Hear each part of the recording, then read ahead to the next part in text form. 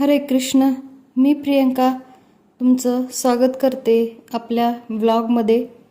तर आपण संपूर्ण चातुर्मासमधील काही प्रश्नांची उत्तरं बघत आहोत. आजचा प्रश्न असा आहे की वास्तुशांत आणि भूमिपूजन का करावे. जी काही आपण वास्तुशांती करतो घर बांधल्याच्या नंतर, तर त्याची भूमिपूजन आणि वास्तुशांती का बरं केली जाते. तर सर्वप्रथम चॅनलवरती कोणी नवीन असाल तर सबस्क्राईब करायला विसरू नका. तर चला तर मग या प्रश्नाचे उत्तर बघूयात. प्रत्येक वस्तू तिचे रक्षण करणारा आणि वास्तुपुरुष असतो असे शास्त्रात सांगितले आहे. त्याचे स्मरण ठेवून त्याने सदैव आपल्या वास्तूचे रक्षण करावे. यासाठी वास्तुशांत व वास्तुपूजन केले जाते.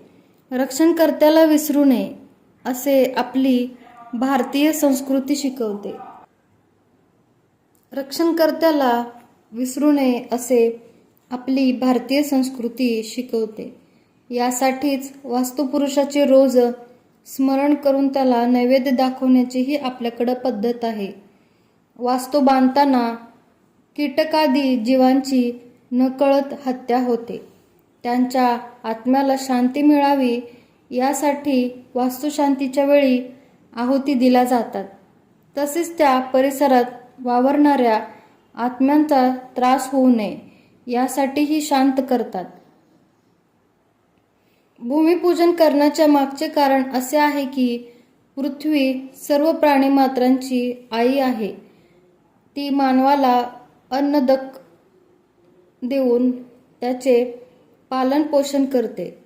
मानव आपल्या स्वार्थासाठी तिच्यावर प्रहार करतो, तिला खोदतो, नांगरतो, परंतु ती सर्व गोष्टी त्याच्या सुखासाठी आनंदाने सहन करते.